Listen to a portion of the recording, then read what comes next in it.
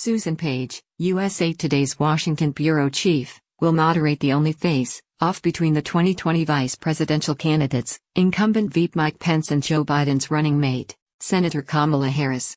Salt Lake City's showdown Wednesday, 9 EDT/6 PDT, like the presidential debates, is scheduled for 90 minutes with no commercial breaks. Page, 69, became a White House correspondent for USA Today in 1995 and has interviewed 9 presidents, 6 of them while they were in office. She is the first print reporter selected by the Commission on Presidential Debates as a solo moderator. Page's turn as moderator follows last week's controversial, and largely panned, presidential debate, led by Fox News Sunday anchor Chris Wallace. She says that debate inspired her to keep prepping. It didn't change anything, but it kind of reinforced the idea that this is an event for which you have to be very, very prepared. And yes, she's been working on a plan for potential interruptions. I've tried to really think through what would be an approach that would work to keep the debate on track, she says. May we all breathe a collective sigh of relief. Here are 5 things to know about Page, the prosecutor versus the king of sound bites, why the Harris-Pence debate is no ordinary VP face-off report. 1/4 of Kamala Harris' announcement coverage included racist or sexist stereotyping her journalism career. Page began her career as a beat reporter for Long Island, New York, daily newspaper Newsday, reporting on Smithtown. Following a promotion, she turned her focus to Islip.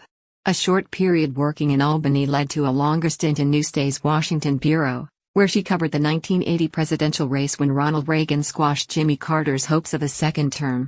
She says, filling in as a guest host for NPR's former call-in program, The Diane Rehm Show, provided skills that have made her more confident about Wednesday's debate. Debate topics. Page says the debate will cover 9 issues, each to be discussed for approximately 10 minutes. She decides the subjects to cover and questions to ask, which she describes as an awesome responsibility. If you like it, that'll be great. But if you don't like it, you'll be the person to blame, she says. Page sees the debate as a chance for American voters to take a look at these 2 candidates and see both what they think of them personally and what they think about their policy ideas. That is my North Star in thinking about this. I see you. Kamala Harris covers talks fight for justice, hopes for the future poll, Biden up 10 points after Trump contracts coronavirus, 59% say postpone October 15 debate until he recovers by the book. In April 2019, Page released her first book, The Matriarch, Barbara Bush and the Making of an American Dynasty.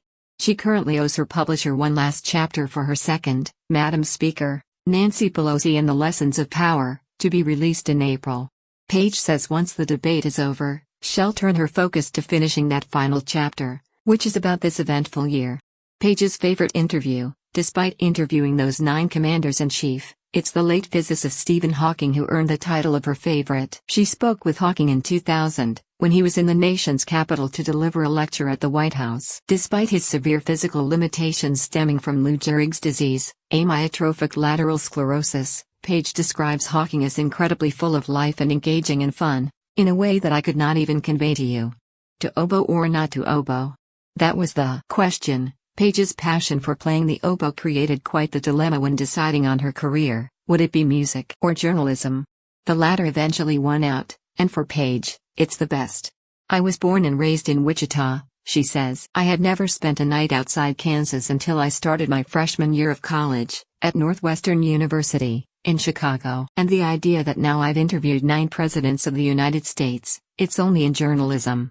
It's only as a journalist that is conceivable.